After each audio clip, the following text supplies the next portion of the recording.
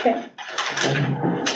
All right, before I call the meeting to order, just in my mailbox, I think the CAO got one too, but it's a publication, Real Dirt on Farming.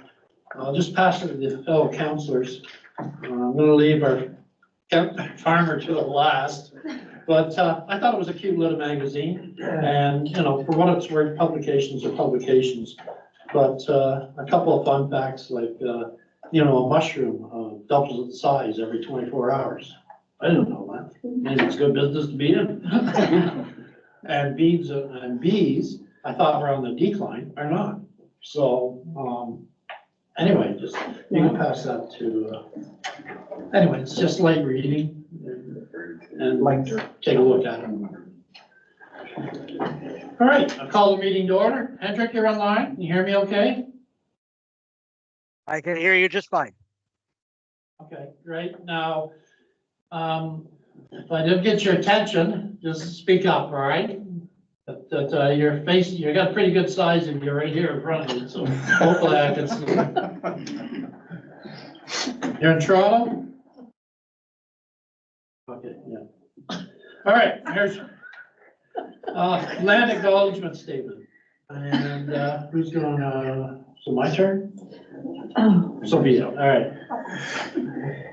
Augusta Township acknowledges that we live and work on ancestral territories of Indigenous people. The township recognizes all Indigenous peoples and honors their past, present, and future. The township values and respects their cultural heritages and relationship to the land. Okay, Mayor's opening remarks. First of all, I want to thank the firefighters, the OPP, Public Works, and anybody else that was basically was working during the eclipse day. So thank you very much. I stayed right home and saw it off in my backyard, so I figured that was the safest place. So, but anyway, thank you very much. I know, Chief, you had your both fire departments on call, and I know the Public Works were too. So thank you. Anyway, thank you for that. And just make sure Shannon and I thank the OPP this Friday. Absolutely. I'll make a note.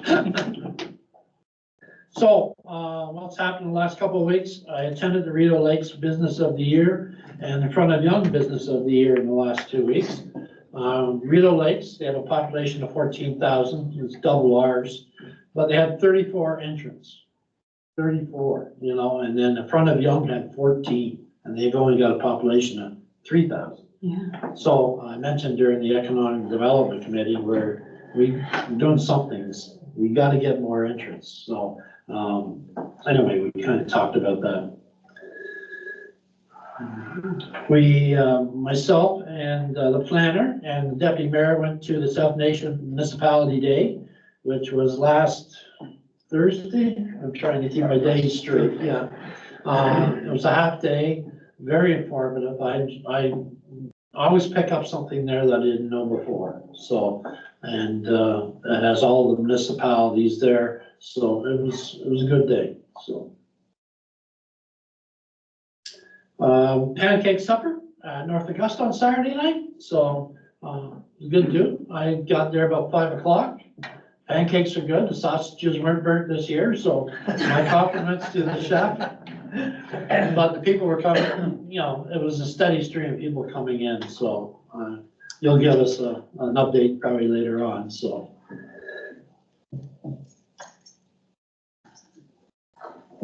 And the auction and the Granville Fish and Game Club had their silent auction, and I think they did very well.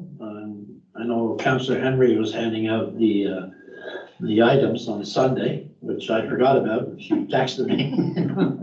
So do you know how much they raised? Or? They have, to your worship, they haven't told us a number yet. Yeah, but I think they did very well, as they do every year, so.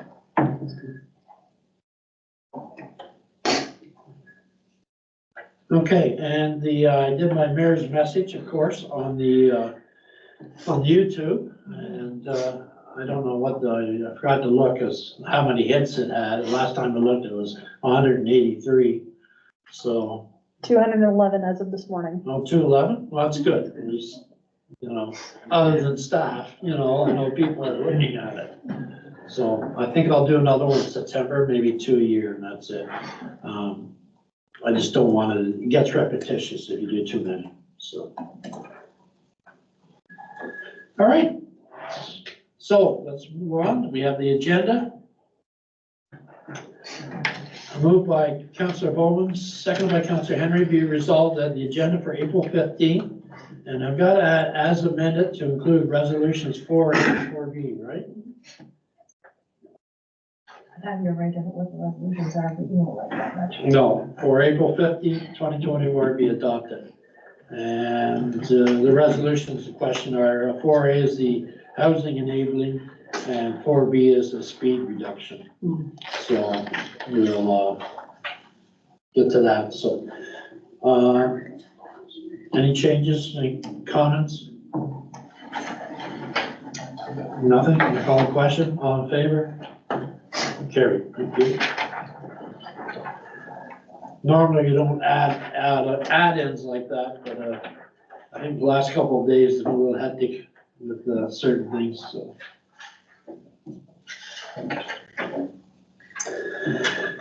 Item F, approval of the minutes of the previous meeting. So moved by Councillor Henry, second by Councillor Bowman, be resolved the council approve the minutes of the March 25th, 2024 council meeting as distributed to all members. Was there any changes, any additions, deletions, corrections? I see nothing. I call the question. All in favor? Carried. Thank you. Item F, the closure of pecuniary interest and general nature thereof. Does anybody have anything to report? Oh, okay. Any business arising from the minutes? See nothing. Next, we have delegations and presentations, and it's R&J Youth Services, and it's, sorry, Jonathan, I got the first name right, yeah. Come on up, Jonathan, do ours, sit back or? Appreciate it. Thank you, Your No Worship. problem. Thank you, everyone, and thank you, Annette, for all the last minute printing up the 10 pages that were really 16. Just briefly, I want to respect your time, but I represent R&J Youth Services. Our director couldn't be here this evening, so I'm a board member with R&J, and Norman Lee is here as well. He's one of our board members at R&J. And pardon? Welcome. Oh, thank you. Thank you, Your Worship. Briefly want to go through 3 things I just wanted to cover today, bring it to speed is, one is who we are as R&J Youth Services, what services we offer, how they are meeting the needs in not only our communities, but in your community, as well as ways that we can possibly partner together and come together. But before I touch on those, and some of you may have some sheets, but I'll just go over some numbers. It's good to talk about the climate for youth today in our community and in Canada. So in general, there are roughly over 7 million youth in Canada, which makes up a little around 20% of Canada's population. Positively, our youth are facing a really low unemployment rate, probably the lowest in a decade, which is positive. But there are also a number of challenges that make this time period for youth really significant. And I just want to touch a few. First, the global climate crisis, global unrest. Our youth are being asked to try to navigate this on their own. And this isn't just something that they see from afar, but it's something that now they're engaged with in the internet. So it comes right into their own lap. And this is causing a lot of anxiety and stress among our youth. Food insecurity has increased just over the last year and a half by 29%. We're seeing an increase in domestic violence, and we're seeing an increase in online targeting with youth. Not only are they exposed to everything, and as we see globally, but we're seeing cyberbullying, targeting, as well as even blackmail online with our youth, and unfortunately, these people globally are targeting youth because of their vulnerability. So how is this affecting our youth? I'm going to share some numbers that you can find on StatsCan in 2022 and 2023. 75% of youth have disclosed that they have experienced or are struggling with a mental health or emotional issue. 70% of youth have transparently disclosed that they've experienced bullying, whether in person or online. And what was an interesting stat, even for us, is that in age group, youth have the highest percentage within age group of substance abuse. Youth crime has increased 41% since 2013, and 20% of those that we're labeling as homeless in Canada are actually youth. So where does RNJ fit in? This is why we do an Engage with Youth. RNJ is a youth service that we provide various programs to try to meet these needs and challenges of our youth. Our offices are established in Brockville and Smiths Falls, but all of our services cover a range of communities from Augusta Township, Front of Young, Elizabethtown, Kitley. I'm going to start forgetting some land and others. It's a wide scope that we cover. And we've seen a huge increase in the request for our services. 4 years ago, we had 70 youth actively engaged in our services. This past year, we have almost reached 1,000 youth. That's a big jump from 72,000, just because of some of the factors that we mentioned. So how does RNJ connect or respond to these needs? There's a couple of our programs that I'd like to touch on because they actually involve youth that are also in your community as well. The first one is Intersections. Intersections is what it actually sounds like.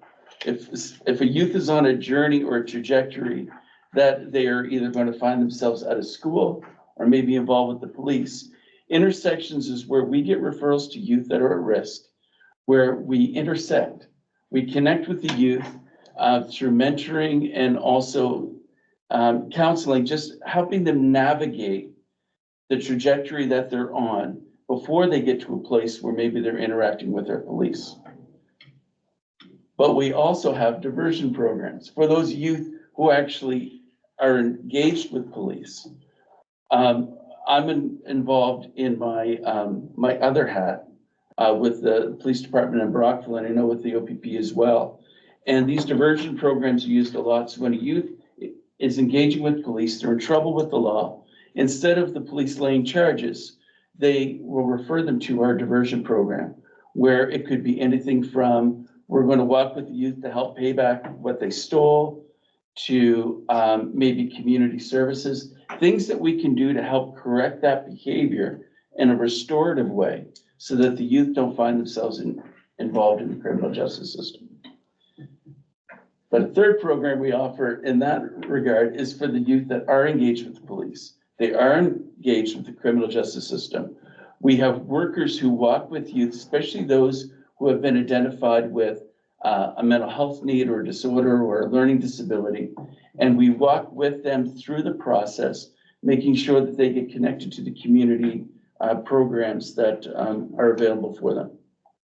Another program we offer is Connections. And I really like this program simply because what Connections is for youth who either are kicked out of school or they can't continue on in school. Connections is a program for them where we have workers that help them in their education, getting credits. And we've seen huge success with the students that are involved in this program, getting all of their credits, graduating from high school, getting what they need to not only help them with employment, but they're also being mentored for those life skills that they have lost or those behavioral challenges that they've had, mentoring them through it. And this has been a big support because, as you know, with funding, our school boards have less and less resources to work with when it comes to youth that can't make it in school. They're falling through the cracks. And Connections has been a great community program initiated by RNJ and the local police forces originally to get something started to help youth be able to get an education. Rebound Choices is another program we have where we have in this last year over 850 students have been experienced Rebound Choices. And Rebound Choices, and there's been a number of youth in your community who either go to South Grenville, TIS, St. Mary's, where it's a program that provides skill development for youth. So youth who are having challenges when it comes to their behavioral choices or how they fit in socially, even decision-making, like when it comes to drugs and alcohol. Rebound Choices is a great practical program that's been assisting youth in that way. And as I said, like this past year alone, we've been able to engage at least little over 180, 850 youth. And then the other program is some of you might have heard of is our Stingers program. And that is an after-school program on Tuesdays for any students who are going to, primarily students from TIS and BCI and St. Mary's, but we see others coming from South Grenville. And it not only is an activity at Stingers where they get to do sports and crafts and all different sorts of things, but we've got other community partners engaged and volunteering there as well. So the youth get to put a face to an organization, especially for youth at risk. If you give a referral to youth at risk and they don't have a relationship with somebody, they're probably not going to engage with it. But if they recognize that face who is part of Children's Mental Health or part of Big Brothers and Big Sisters, they're more apt to want to engage with those services when they're recommended to them. So in a broad umbrella, that is what R&J has been doing. One of our challenges, of course, with everybody is there's far more need than there are resources. And you saw our increase from 70 to almost 1,000 youth in 4 years. That's been a big jump. We do receive some funding from the Ministry of Family and Children's Services as well as the Attorney General. However, we haven't seen an increase in the last 18 years. And so the need has gone up, the funding on the government end has stayed the same. And I've had people say to me from time to time and say, John, having something like R&J is a luxury. But I would argue that services like R&J actually are saving our communities money. And I'll just, the brass tacks is kind of like this. And we broke down some numbers as close as we could. For a youth who's involved in a diversion program, the cost is $640. For a youth to be engaged just one time with the police on a police call can range anywhere from $480 to $2,400, depending on the nature of the call. If the youth are engaged in our criminal justice system, per time, the average cost is over $3,200 per youth every time they're involved in the criminal justice system. So having programs that can help not only mitigate the challenges youth have, but also be able to divert youth from those programs that our local communities are paying for, police services and other supports, is in the long run is going to save us money. So my director wanted to make it very clear and share with you that all of our staff, we have 11 staff on the ground who cover a large catchment area. We have the programming available, but we can only reach as far as we can reach. And I asked specific numbers. I said, when it comes to Augusta Township, how many youth are engaged in our programs? So 65 of your youth are engaged in a number of the programs that I've listed, not including Rebound. There'd be far more who would be attending school that would be in a school session where there would be a Rebound program. But for those, whether it be connections or diversion programs or intersections or anything like that, 65 youth in your community are engaged with that as well. We do have other community partners who have come alongside United Way, Sifton Foundation, but we're also looking for communities like yourself, even for one youth and sponsoring one youth. would go an incredibly long way to helping the need that we see in front of us. And I think we're positioned well to meet those needs, but we can't do it alone. We really need just the community to walk with us, and as we support the community as well. So I'm sorry for being a talking head for that period of time, but if you have any questions, I will try my best to answer them, and so will Norman as well if I can't answer them. Councilors, any questions? Councilor Pate, do you have any questions? No questions here. I'm sorry, Deputy Mayor. Yeah, no real question, but just thank you for all you do. I work with Connect Youth and King's Kitchen, and then I do a lot of work with 4-H. So any youth program is really great. And it's better if we can get the youth before they're adults, and then you still got a chance with them. Yes, no, I agree. Appreciate those comments. No, as far as I echo the deputy mayor's voice too, my grandson was involved with Stingers, and I was a little skeptical about that. And I went and visited him one day, because he had to, with the ride arrangements, we had to put him somewhere for 2 hours, right? And anyway, I went there and I said, man, this is great for the kids, so I was shocked anyway. It was good.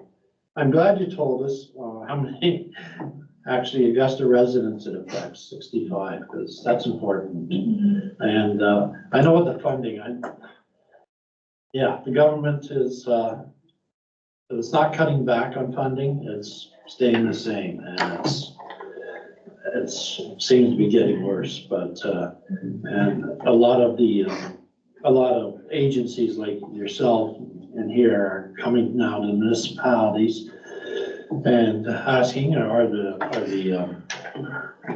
public to ask for donations and that, and I see why, so.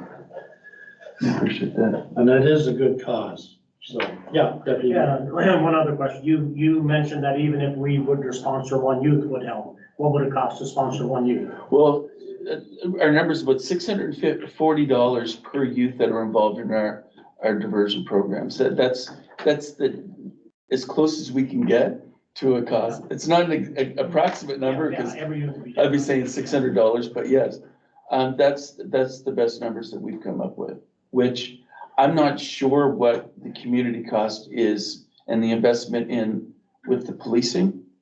But I know that definitely offsets. And even for more questioning, actually, and it escapes me, the community police officer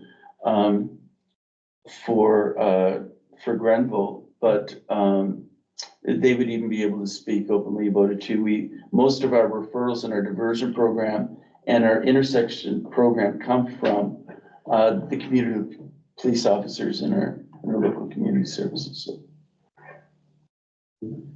Any other questions? No? Yeah, well, the only comment on that is I know that for every call that the OPP get, we have an extra charge. So if through your services, if that reduces it, that saves us money.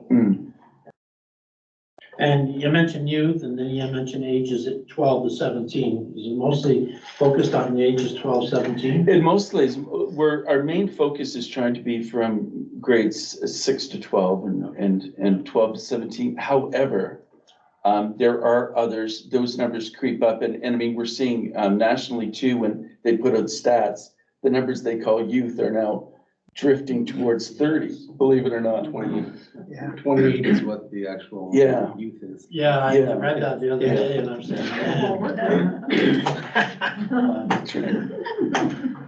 All right, so, no, thank you very much for doing the presentation. I was not aware of a lot of this, and must apologize for that. But the staff will get back, we'll have staff look at it, CAO. Yeah, just one question if I could. Yeah. Mayor. Certainly funding is a component of it that provides those services. Is there any other strategies that we can work as partner with RMJ to provide opportunities for where we can collaborate on funding or grants or anything like that? Yes. There's lots of funding out there maybe that you guys can't get, but certainly with our partnerships, we might be able to capture that and and circle that back? Is there opportunities for that? Absolutely. The answer is definitely Yeah. a yes for that. And even like things like space. Yeah. You know, where, that affects our costs as well. Anytime we have to lease space in order to provide a program. But the best person to contact, and I will make sure that I get this to Annette, is, our director, Rachel Burns.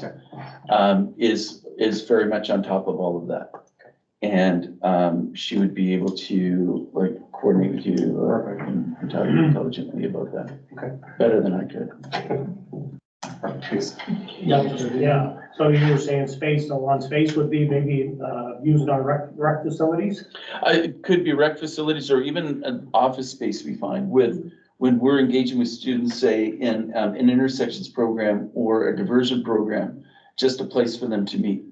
Right now, we have a location in Brockville. That's our main office. We also have one in Smiths Falls. But we are covering a catchment from Westport to, I don't know how far east. Cardinal. To Cardinal. Everett Cardinal. Yeah, it was per Cardinal. Yeah, so. All right, great. Well, thank you very much. Again, we're just getting over our lashes from the 7% tax rate. So, but that's okay. That's what we're here for. Thank you. But we do look after a township and the residents in it, and like to think we gave money this year to two long-term care facilities, and we certainly look after our food bank too. So I'll let staff do a report. They'll come back to us, but yeah, it's a matter of everybody these days chipping in and doing the best they can. Appreciate it. Thank you, Richard. Thank you, you did a good job. Thank you. And if We'll pass that on to Thank Rachel. you. No, thank you. Thank you very much. And are you okay if we're excused from Oh, yes. your meeting session? Want to stay? No, make sure to stay. Thank you again. Thank you. Thank you. Thanks. Okay, next we have correspondence and petitions. And it's moved by Councillor Bowman, seconded by Councillor Henry. Be resolved that council supports Wounded Warriors Canada and authorizes a donation for X amount of dollars for a page advertisement in the Ontario edition of the Canadian Military History Guides. Discussion on that?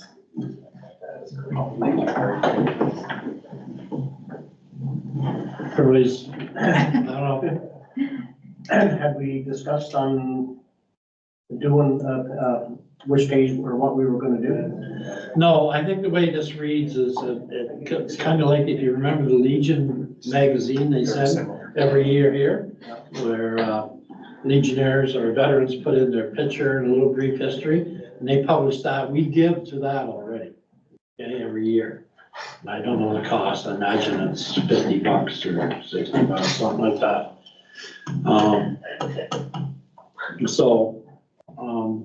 My 2 cents on this is, even though it's military, you know my background, but there's all sorts of these. We have local people too that pride themselves on doing books and everything else. So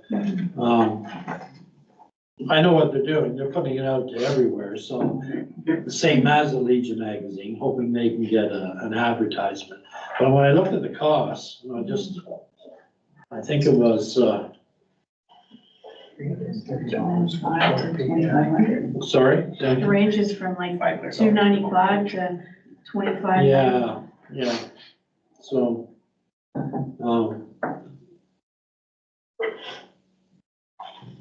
anyway, there's other ways to support the military, I feel, that's my opinion. Any other discussion? Anybody? Your Worship, I agree with you. We'll go, you have the background and, Well, we'll kind of go. like I said, when you do the Legion one, you're supporting the Legion and the military as all, your veterans. But, like I said, there's other publications. I know, one of the lads in Brockville has just published a book too, and, he did it on his own, so, and it's a local. books, so. The Rifles have published books there too. So it's, I don't know, again, this was probably put across, it looks like all of Canada, so I don't know. And to do a book, depending on the number of pages, I think ours was, it's about an inch thick. And that ranged about $60,000 in 2016, so I imagine it's probably close to 75,000 now to do a hardcover book. Anyway, if I get the feeling that, we'll pass on this one. Okay, so, what? Oh, sorry. So, I'll call the vote. All in favor? Opposed? Okay, defeated. Thank you.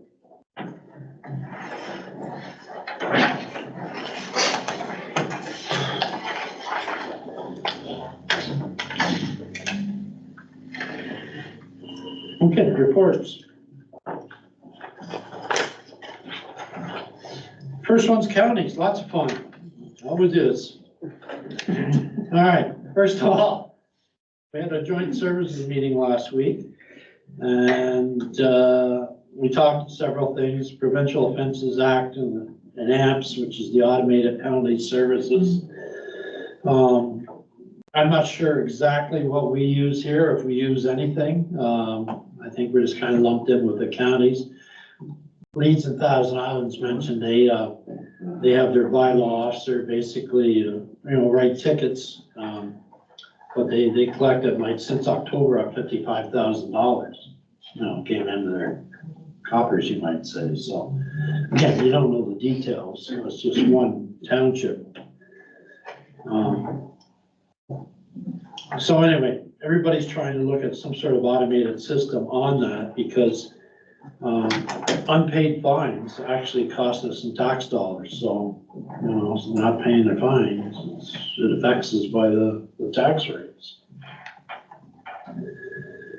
Next, we talked about paramedics. Chief, you might have heard something about this, the color code system. Does that mean anything to you? It's basically, they want to use that system or are using that system. I think they started the first day last week. And this determines if you use sirens or not.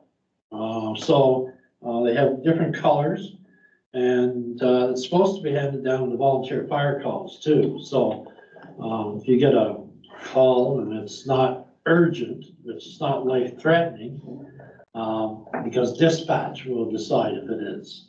So, yeah, I know. Give it with your report. I'll give you I have a report. No, but I'll add you in there. I'm just saying, yeah, anyway, it was funny because they're relying on dispatch systems, and I guess they started in Ottawa too, so. Go ahead, say a few words. Thank you, Your Worship. So this program isn't new. That they're going through, they're changing their dispatch, and it is a good thing. They started in Niagara Falls, and then I went to Toronto, and then we're just releasing it in Ottawa. And I'm going to try to be quick on this, but I'll give you a quick example of what it does. So right now, if they get what's called a code 4, which is the highest level of call, someone has a problem breathing. It's a code 4. So if Shannon has a problem breathing, but he's got COPD, he's always had a problem breathing, right? Forever.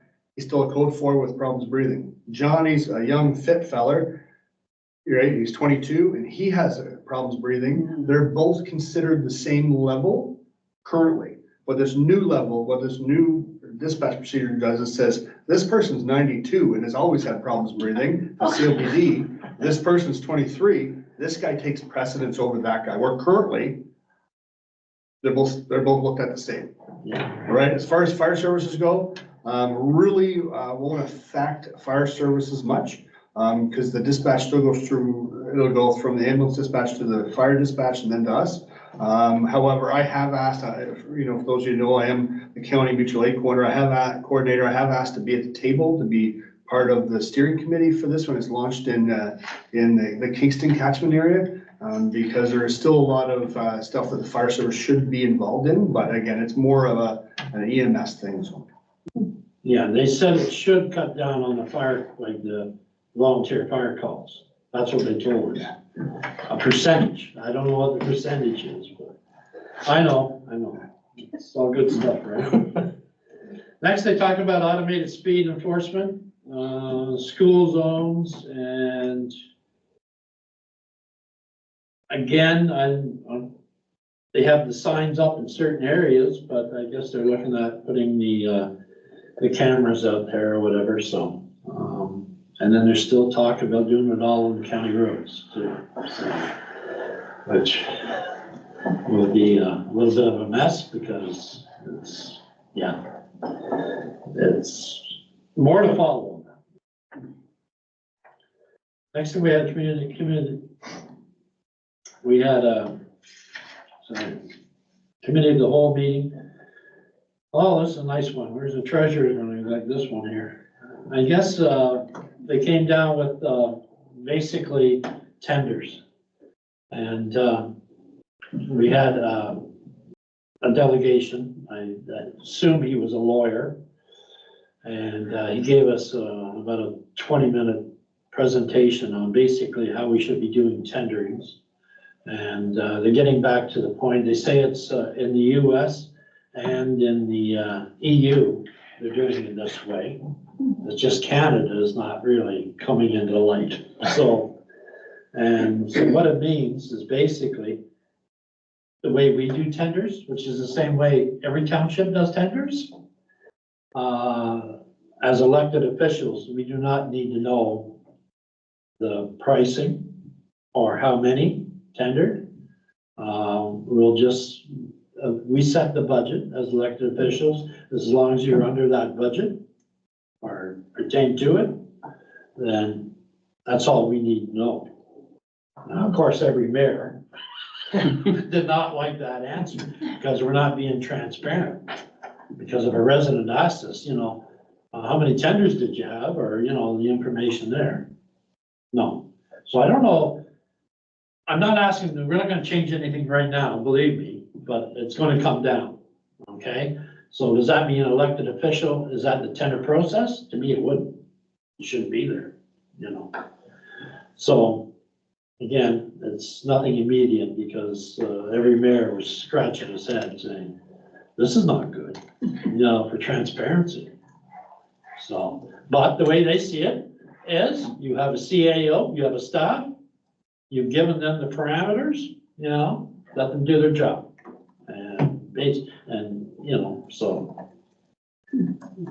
Anyway, more to follow on that one too.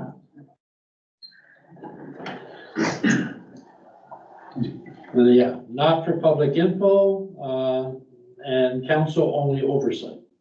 So you don't need to know the details. Next is the health unit merger. Southeast, something called the Southeast Health Unit consists of 3 units. In August, it will probably be blessed by the province. So right now we have our own health unit, but right now they're merging for the Southeast Health Unit. And I think it's Lanark, Leeds and Grenville, and it's probably one west of us, maybe. Lennox, KFL Addington?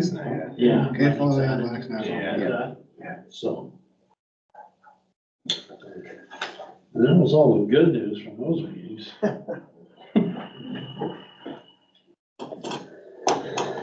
All right, South Nation. And Rideau Valley, sorry. Yeah, South Nation, your worship, you already covered municipal day, and they also had a septic information day earlier. And the one thing that they talked about at Rideau Valley, and that is the new regulations that are coming in on April 1st that they have to follow. And some of them will affect the township. The one big one is, and that is conservation authorities now have to regulate all wetlands. South Nation and Rideau Valley only regulated provincially significant wetlands. So, but the regulations have changed from 120 meters to 30 meters. So that's one big change. And the other one is now they have to do, so now they have to do a lot of mapping. Some of the mapping is already done, but they'll be regulating all wetlands in Augusta Township. Whereas before they just did the provincially significant ones. So, and then, South Nation, we have 2 meetings coming up next week. One for the new advisory committee and then our regular council meeting. But today, as vice chair, I was at the Conservation Ontario meeting in Richmond Hill. And the one thing that was concerning for townships is that province is cutting back on water testing. And they're looking at maybe eliminating it altogether. And yet they kind of find that hard to believe because next year is the 25th anniversary of Wakuta. So the impact for Augusta, maybe our residents won't have a venue to test their water for free, but to the health unit, they may have to go to a lab, which will cost money. That's my report. No, thank you. Any questions for the deputy mayor? Okay, recreation. So, anybody have any needs? Go ahead. I wasn't present, but Kathleen did some updates for me. May 4th, the soccer begins. They have a full roster and they have a canteen open for that.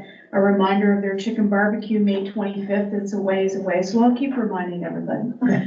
There's gonna be 200 tickets available. They're gonna have music, bouncy castles, vendors, and half a chicken with, I think, a few sides and a dessert for $25 per person. Okay, anyone else? No, I was unable to attend the North Augusta Rec meeting, so. Library board.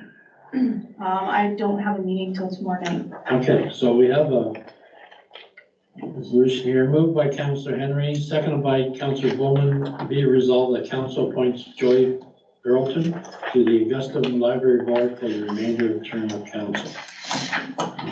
Any discussion? I do not know her personally, but I don't have to know her personally, so, as long as the library board's out right. Okay, I'll call the question, all in favor? Carried. Yeah.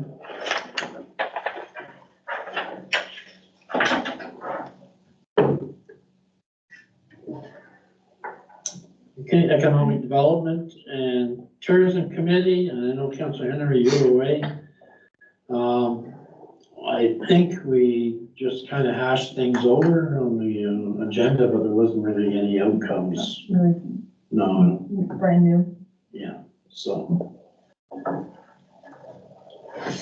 PAC Committee, we haven't had Yeah, any we didn't have the meeting, but we do have a full slate for our next next week. Yeah. And Administration. Just a few things to provide to council. One, I'm working with MTO right now on the enhanced 401 boundary sign. So the mayor and myself went for a tour last week to look at locations on the east and westbound. So I have submitted those to MTO, looking for their guidance and approval. So not sure if we'll get one done this year, or if we'll get them both done. I'll come back to whatever the pricing is for the installation, which could be anywhere from $20,000 to $40,000 per sign. So we're hoping that the locations are just regular soil, no rock, whatever, but I'll certainly keep council up to date on it. The mayor and I also have a meeting scheduled with MTO on May 3rd as a follow-up to our Roma delegation. So we're meeting with 4 or 5 of them.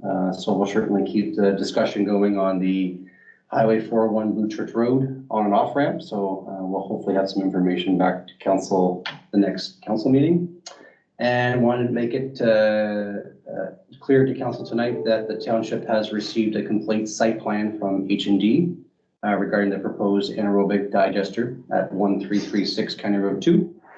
So in accordance with the Planning Act, the township has 60 days to approve the plan. So the package will now be forwarded to all our various agencies, South Nation, counties, and staff. But certainly wanted to make sure council was aware of that. That's everything. Oh, good, thank you. So in that, we have this resolution here. Moved by Councillor Bowman, second by Councillor Henry. Okay. Whereas the Housing Enabling Water System Fund will help municipalities repair, rehabilitate, and expand critical drinking water, wastewater, and stormwater infrastructure. And the province is investing $825 million over 3 years.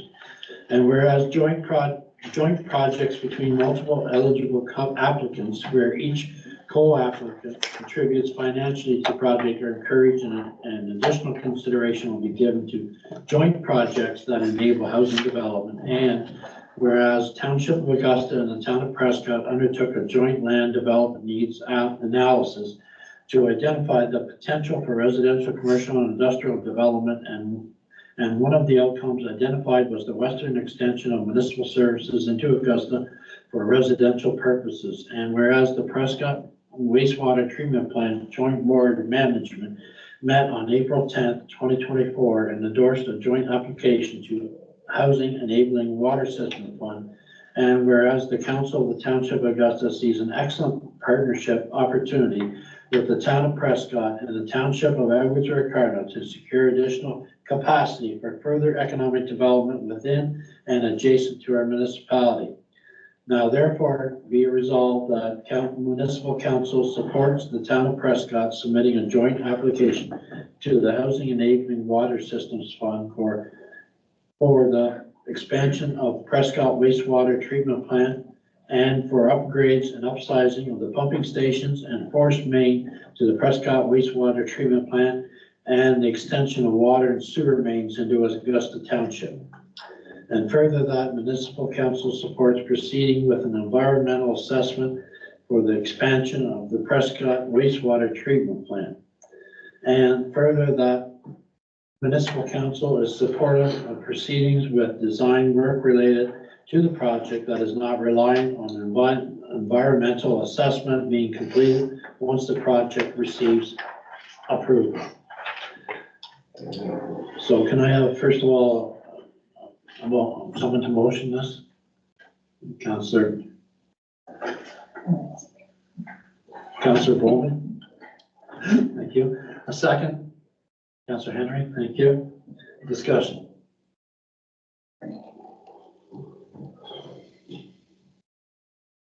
No? Okay. I think this is a good thing. It showed when we got together with the Wayne Chamtran rink that it moved them way up the list. So if we do this as a joint submission, it'll be the same thing. Prescott Council is voting on it tonight too, so. CL, do you want to add anything to that? No, certainly. I think it's a great joint application. The province has committed more funds available to this program. So I think it goes into us being able to grow not only the Prescott, but also Augusta Township and Edwardsburg Cardinal. So I think it's certainly a win for everybody if we get this approval, so. I don't know if this is in line with being that, but the date is October 10th, 2023.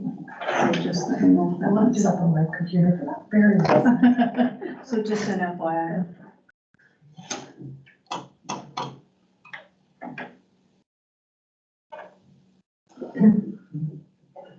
Thank you, Councilor Booth. All right, call the question. All in favor? Carried. Thank you.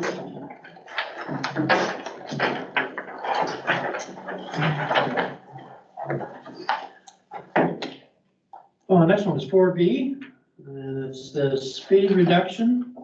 Moved by Councilor Henry, seconded by Councilor Bowman. Be resolved that council directs staff to place no parking signs between May and September on the north side of the Fourth Concession Road across from the ball field. And that staff be directed to investigate the feasibility of reducing speed limit from County Road 18 to the westerly limits of Domville from 80 kilometers to 60 kilometers. That staff be directed to bring back a speed reduction bylaw to the next council meeting as required. Okay, any questions? Councilor Pate, you want to speak on this a bit? Yeah, I can. You guys still hear me okay? Yep. Okay, so this has been, it came up during the election campaign. Some residents had asked about it. And then it came up again talking to the Domville Rec Committee. Especially now that there's a playground going in at that park. there was concern with the already speeds that people are doing coming down off of 18 down 4th. It was a bit of a racetrack, and there was some concern with people parking on the north side of the parking lot and then having to cross that street, that it was a safety concern. So I think this is a welcome move. I think it'll be met with a lot of happy residents. That I mean, it's a step. Obviously, signs don't change the speeds, but I'm hoping that it'll be a bit of a deterrent and that people will abide by it. And just it's a step to keep the kids in the township safe. Okay, thank you. You broke up a little bit there, but we got the gist of it anyway, so. Does anybody have any other questions? Just reference the, you said between May and September on the north side of concession 4. Why, I'm just thinking, why not just leave them out there all year round? Do you see any problem with that, Councillor Pate? I don't have an issue with that. Yeah, rather than Public Works going out and changing it, it doesn't make much sense because then everybody will be used to it too. Get hurt during the winter. Yeah.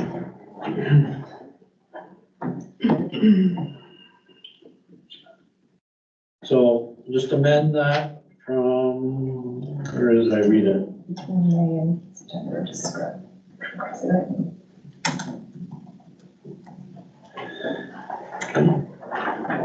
All right, all in favor?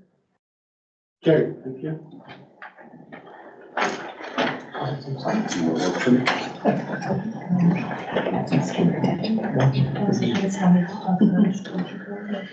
Is it on my list? All right, we have, Councilor Pate, do you have your Cogeco or something here that you want to talk about? We got a handout on it, but, I didn't see it on the agenda. You can have it. Yeah, I know Shannon sent it out earlier today. So I, over the last, I guess, year or so, I've been actively working on finding contacts within the kind of broadband plan within the Augusta Township area, just so that I can have a bit of insight. And we get so many questions. I know you all do. I do. On what's happening with high speed, who's getting it when. And so I was able to find and meet with a project manager at Cogeco, and he was nice enough to basically lay out the updates on all 3 of their projects in Augusta Township. So the handout that I gave, the first project was completed in 2023. So that's the second concession and North Augusta Maitland Road, includes some of Elizabethtown, Kitley, and East Brockville. So that area is now full set up with 1 gig. You can see that on the map that's there. Now in progress, this will be the first one that will be completed, and that's going to be and it will include the library. So Michelle, you can let them know at the next library meeting that they'll be getting fiber there, and that should be finished this summer by the end of August is the current targeted area. So you can see the breakdown of the area on the map that's there in green. And then lastly, this is an area that's currently under construction. Their current timeline is to be finished by the end of June next year. A little later than I was hoping, because of course this one impacts myself, and I believe Councillor Henry is also involved in this one. So still another year before we get the fiber, but it's ongoing. So you can see that that's a fairly large area. Covers all of Donville, Sparkle City, Maynard. So it will obviously also include the township office. So it'll be welcome when we get it. I know we were all kind of hoping that we'd have it sooner, but at least it's progress and it shows that it's coming. And the residents will be very happy to know that for the most part, if you're in those areas by the end of June 25, you will have fiber through Cogeco. And I'm still working on contacts with Bell, and as soon as I have updates from them, I'll bring it to council. Okay, thank you. Does anybody have questions for Councillor Page? Thank you. Yes? No question. Just thank you. Thank you for your work on that. Thank you. You're our guy when it comes to this sort of thing, the internet and everything else, so. Even though there's nothing below the Highway 401, that's fine. I guess we'll just stay in the dark there. We watch the ship lights go by anyways. Working on it, I'm working on it. All right, You have the garden hose. yeah. Anyway, thank you for that, Councillor Page. All right, let's move on.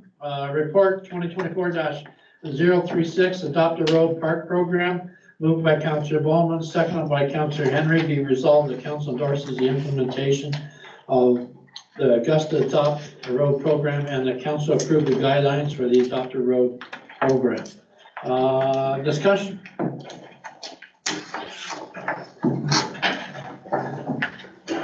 Anybody? All right, I got a few things anyway.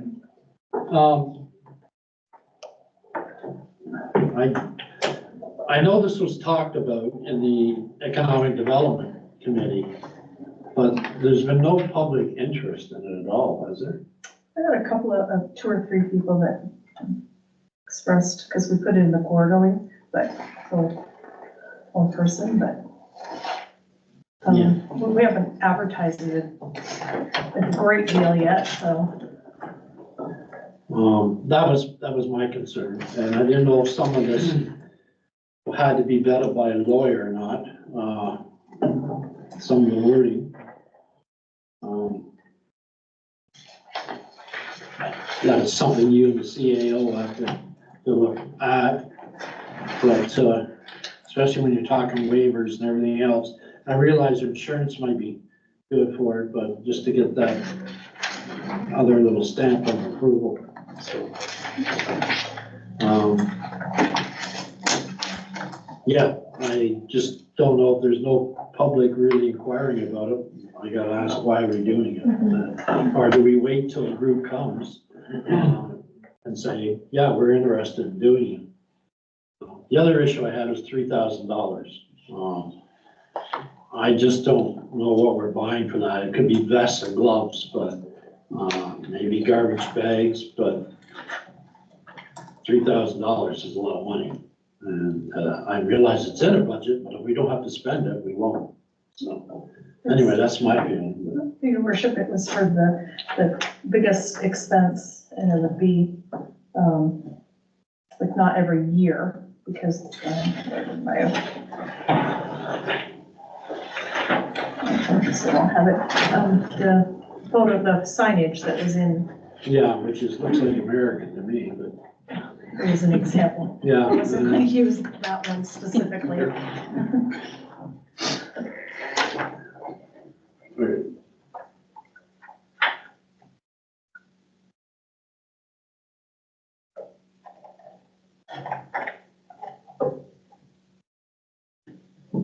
No, I had it a minute ago, I just went by it. The sign, so it's page 14. Thank you. Awful lot of Sorry, pages I'm for a wrong, it's simple 13. program.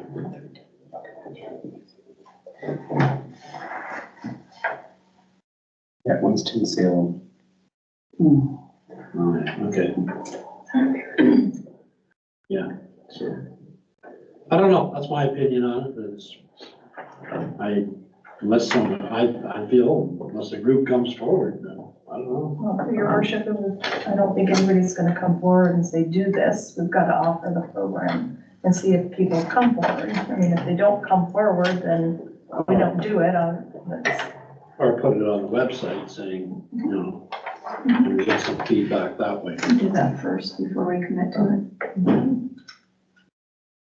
Because even in our discussions in the Economic Development Committee, there was, I didn't see anybody cheering it on, like, let's do it, you know? which you normally do, yes. Through your worship, and I think if we could get pitch-in numbers up, I can also put it out when pitch-in is in a couple weeks and see like Grenville Fishing Game, I think they'd be something they'd be interested in, but I don't know how many private residents would be interested. Yeah, it almost takes a group, that's what I mean. So we've got somebody through your worship doing it on Berwin Lane already, that there's interest in putting up a sign for them. I don't know if it was Avonic themselves or just somebody calling from Avonic, but they were asking about it. And then, like you said, the Grenville Fishing Game. It's, like anything, you've got to, put it out there and try to get, but I thought the pitch-in registrants would be the first optimum place to start once they're, done this year's pitch-in, if they're approached and asked if they want to continue on with this particular program. And if There's a lot of residents out there that actually, I've seen them pick up garbage already, and they do it every year. But again, I don't know if they want to be their name on a sign or either. So that's why I say it's almost meant for a group, and I'm not sure if a company would either want a sign.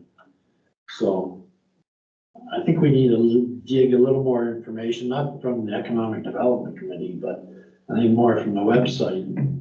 If there's groups that are, because one person, I just don't see it's going to work. Yes. Yeah. So maybe one thing we can look at doing is putting it on our website just to see if there's any interest before we go through having the lawyer review it and all that kind of stuff, because that can be pricey as well too. So Yeah. until we have enough interest, then we can then look at, council's good with it, we can bring back, maybe put it out for a month or so, bring back some numbers, and then council can decide from there whether they want to move forward with it or not. Yeah, and That's fair. something to think about too, do you do it for an individual or do you do it for a group?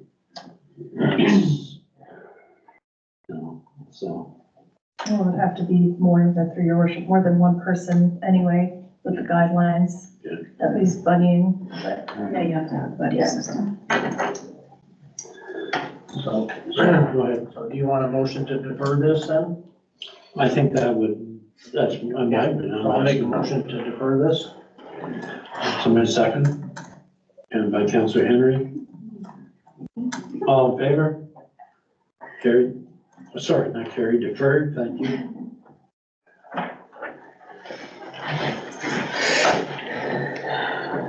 Report 2024-039, North Augusta Roof Rack Tender Award.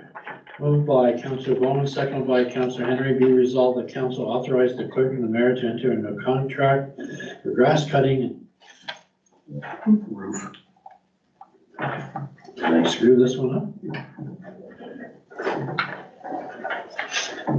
No. Yes, I did, sorry.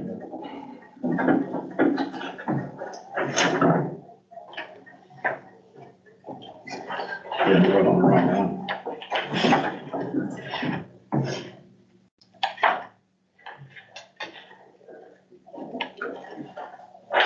Some mixed up my papers. That side, anyway. Where was I, sorry? Okay, report 2024-039, moved by Councillor Henry, second by Councillor Bowman. Be resolved that council authorize the mayor and the clerk to enter a contract with the JAK Group in the amount of $68,809.92 plus HST for the steel roof replacement at North Augusta Community Hall. Okay, discussions. Deputy Mayor. Yeah, there was a few tenders that were less. That was a reason that this one was taken over. One was a lot less, and I could see maybe that one, but then there was one that was about 10,000 less. What was the rationale for picking this one? We looked at a number of things. We had an evaluation form that was rated out of 100, and we had points awarded for each section. And we went through each tender that was submitted, and it was done by point system only. And the point system came up and showed that Jack, with the points that they were awarded for past work that they have done for us, past word of mouth experience in the community, they were chosen over the unknown. Okay, CEO has a comment. oh, I'm sorry, CEO. Just another thing I can add, based on the references that were provided by Jack Group, is they actually provided all the references in regards to steel roofs that they have done in the past. So it wasn't a normal roof, it wasn't a soffit, it was a complete, from start to finish of the steel roof, so. And being a local company too, it does provide some, stability when it comes to getting community buying as well. Dan? So I guess we have good reasonings when people come to us asking questions, why? Because there's like, as Deputy Mayor said, the lowest bid, and you don't always go with the lowest bid, but majority is like $26,000 in the difference. So we have good reasoning behind why we chose these people. So when we're asked by residents, because 7% and most of it is recreation, so. Yes. Yeah, no, so certainly, as part of our evaluation, it's always the lowest price. We certainly want the best product for the best price. But we're not willing to, I don't think, take lesser of that. In the end, it was identified in 2015 from our insurer that there was an issue. We don't know what we're going to get into when we do that. So I think having somebody that is experienced in mitigating, hopefully, risk will be the best for us. So then I guess another question is that we're not sure what we're getting into. Yep. How good is this quote? Like if there's something major? I can answer that. So we have put aside, council approved a budget of $80,000 for this roof. Yep. It came in at 68.8. Mhm. And what will happen is we have a contingency put aside in case there is something that is unforeseen in this quote. So we've done our due diligence in putting aside a contingency plan.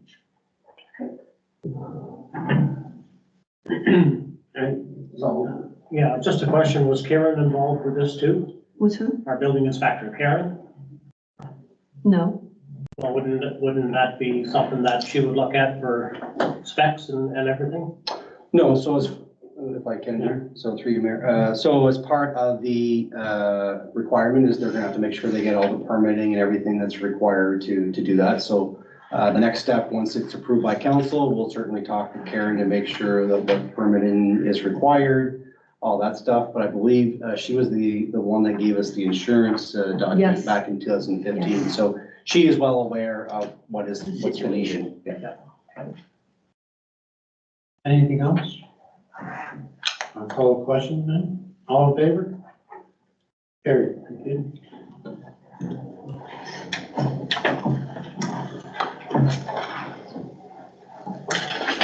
Just think, possibly in the future, you can't even ask those questions.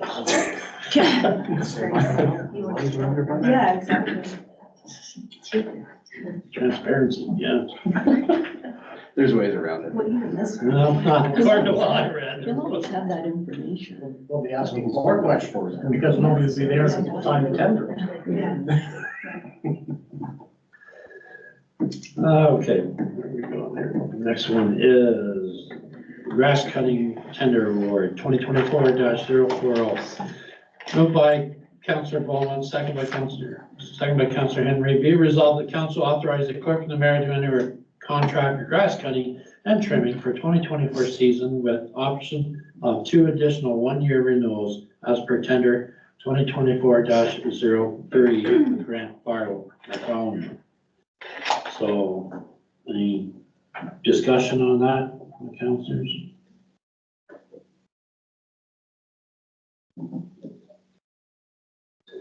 Grant's done it for many years, does a good job. So I'll call the question. All in favor? Carried.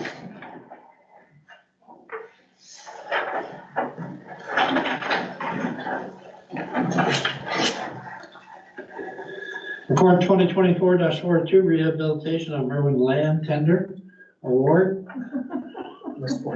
Should be Merwin Lane Tender Award. That's 41. Miss 041. Oh, there.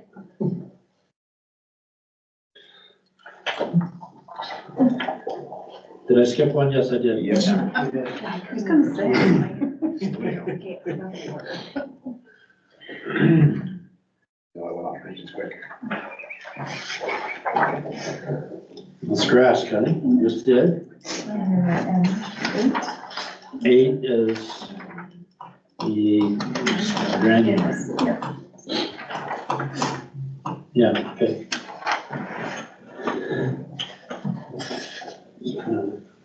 Have my glasses? Moved by Counselor Henry, second by Counselor Bowen, be resolved that council authorize the mayor and the clerk to enter a contract with GTAC Brady Sons Construction Company Limited in the amount of $120,190 plus HST with an upper limit of $140,000 for the 2024 supply of granular M for maintenance on unpaved roads.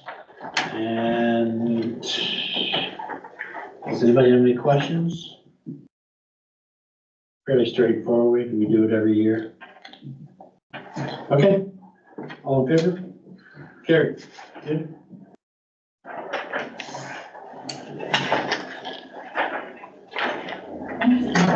Now, this one, the Maryland land one.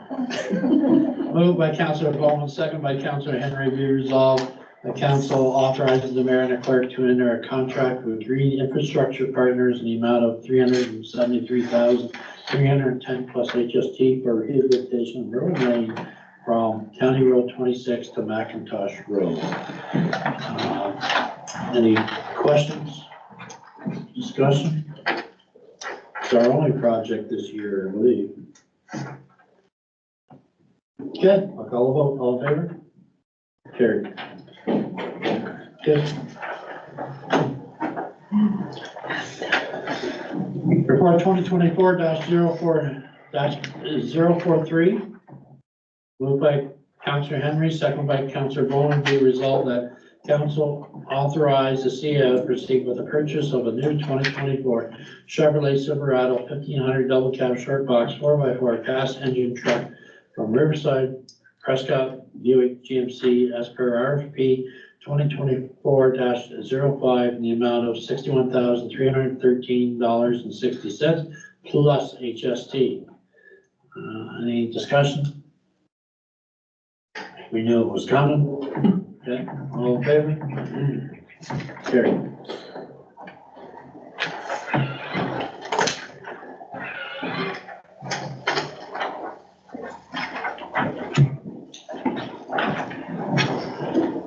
Planning and Building Services, report 2024-038. Moved by Deputy Mayor Wyden, second by Councilor Henry, be resolved the council receive the building department activity report for March 2024 for information. Does anybody have any comments, discussion? See nothing, call the vote, all in favor? Carried. Yep.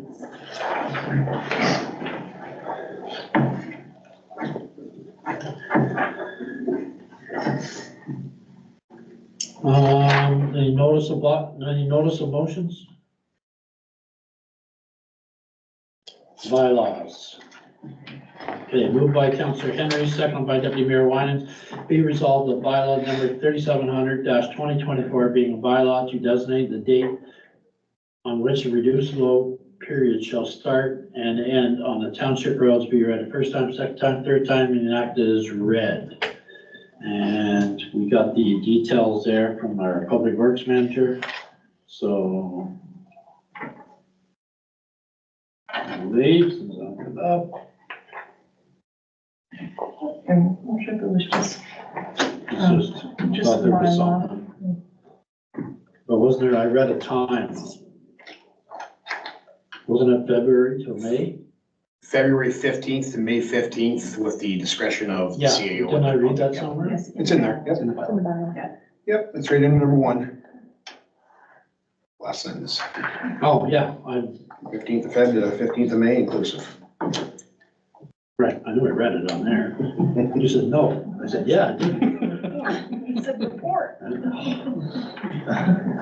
Gonna be a fight up here, anyway. All in favor? Carried.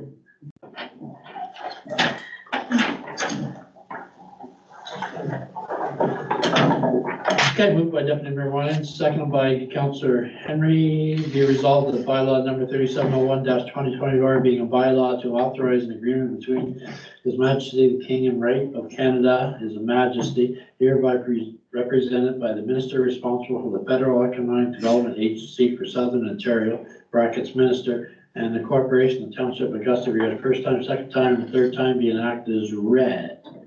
Discussion? Any, you want to add anything, CAO? No? Yeah, so certainly this is the final CCRF, which was the North Augusta one. So as council recalls, we are trying to do some of the work that we are allowed to do. So this is just a matter of changing the cost category. So back whenever we did the original agreement, we said we would spend so much on construction, so much on equipment. Based on what we submitted, we had to reallocate that. So our final submission is about $200 and some thousand, which is far from what our initial was, but at least we're hopeful to get something for North Augusta. Okay. Do you want to add anything? Yeah, just for your worship, this is as amended because we changed one of the Yes. whereases in the actual bylaw that was published on the website, so. Okay, It's just so, as amended to, Yeah, so where it says, scope, where the scope of work. sorry, but on this here, where do you want me to write? Just as amended, yeah.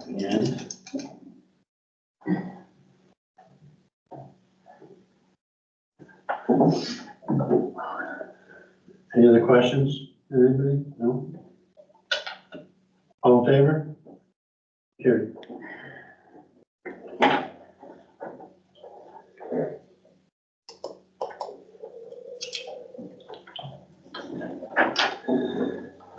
Okay,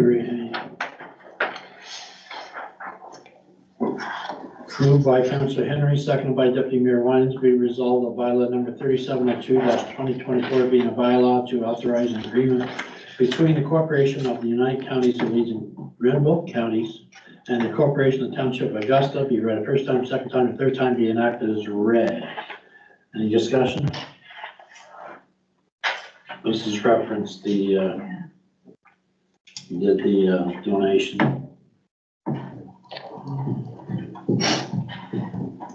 No discussion? Good.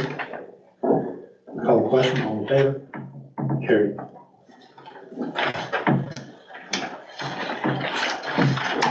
Moved by Deputy Mayor Wyans, second by Councillor Henry, be it resolved that bylaw number 3703-2024 being a bylaw to adopt and levy the 2024 tax rates to further provide for penalty and interest and default payment be read first time, second time, third time, and be enacted as read.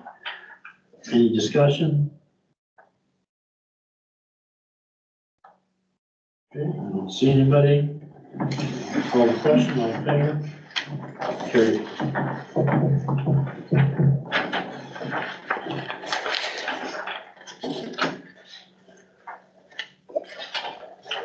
Moved by Councillor Henry, seconded by Deputy Mayor Wyans, be resolved that bylaw number 3704-2024 being a bylaw to prohibit and regulate noise within the Township of Augusta be read first time, second time, and third time, and be enacted as read. Any discussion? Yes, Councillor Boyd. I'm assuming the changes are minor or? Like I'm not, just curious as to what it is. if I can, Mayor, and I'm certainly let the fire chief. So I apologize. I probably should have had a report for this on some of the changes, just ran out of time, but certainly Rob has spent a lot of time on it ever since I think the comments came up in the What's Up Augusta, probably just before Christmas. So it took an opportunity for us to kind of review it again and see where we could streamline some of the definitions, remove some of the things that might cause bylaw, some concerns, some issues as far as like the mufflers, loud mufflers. It's not really a noise, it's more of a police enforcement. So we removed that. We took out some of the noise and we changed it, replaced it with sound. We defined what sound was.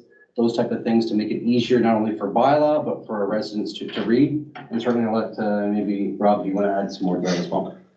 Sure thing, your worship. So yes, we did, change a number of definitions. We added a few things too. We added some, there was nothing in there for if they wanted to apply for notice of exemption, how long They had 204, so they got 45 days ahead of time to apply. We deleted some of the outdoor performance sections and stuff like that and added it into the timing area where, you know, basically you can do any outdoor performances, sporting events, stuff like that, at all during the day, except for 11 PM to, I think it's 7 or 8. You know, it was just a blanket statement before. There was some confusion with some domestic residential activity. We deleted that and added about lawn mowing and snow blowing and another part, right, specifically. We removed one of the things people had a lot of concern with was the music playing, yelling, bells, stuff like that. So again, we added that to the time section instead of just generally all the time, you know, not between the hours of 11 and 7 or 8. Farming, there were some questions about farming, although it was defined in there. It's in there twice now, actually. There's one farming where it talks about noises from animals, which includes dogs, and it says doesn't account for, or exempts animals used for husbandry purposes. And then it also, further on in the bylaw, it exempts any farming activities from the bylaw. So we, as our CEO said, some of the stuff we did delete included things like racing, cars squealing tires. This isn't something the bylaw can go. We can't, we don't have the authority to go chase down vehicles. That isn't a bylaw thing to do. So, you know, we took that out. That's OPP. The other thing, Mayor, I will add is we did have legal counsel review this. So what you're seeing in front of you is those comments as well. Perfect, thank you. Any other questions, Councilor? I just had the one on Schedule A.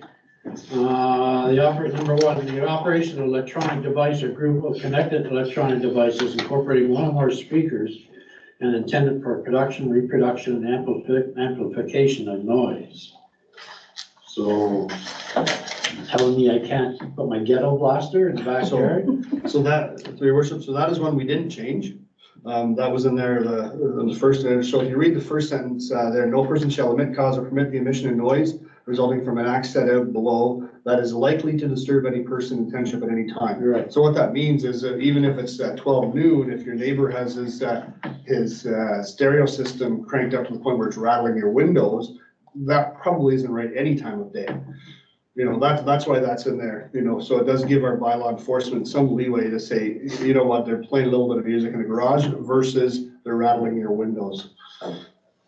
Okay. So just keep your noise level. I know, we actually do have noise during the summer times in the backyard, but I think I'm in good rapport with the neighbors, but if not, You deal with it. I'll deal with it. Yeah. I think the other thing too is, you know, certainly this is a guideline for bylaw and for Rob, but they use common sense when it comes to. Oh, I it, know. right? So a lot of times you'll find is that we're caught in the middle of just issues between two neighbors. So we'll certainly use this as a guide, but common sense is going to prevail. Okay. And if I may, there's one more thing. And, you know, there's a lot of comments from the public in general. Last time we did this, saying, oh, you're going to be out every day. This is all you're ever going to do. Since we put the initial noise bylaw through, we've had one complaint based on noise in 6 months. I think it's been approximately 6 months. And it was due to a construction industrial site. You know, so it hasn't been there. And I will add, we have received one exempt application as well too, for an event. So it's working, so which is good. That's good. So all these changes will be posted. Okay, thank you. Any other questions? Okay, call the question, all in favor? Good, thank you.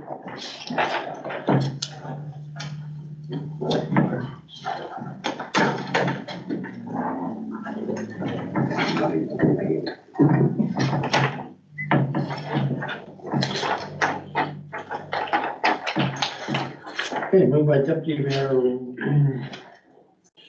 we're down there, sorry, I'm stepping over it again. Now we call announcements, any announcements, anyone? Sorry, Councilor Henry. Through your worship, just a reminder that it's pitch-in on April 24th, and the lunch is going to be at 12 noon at Government Fish and Game.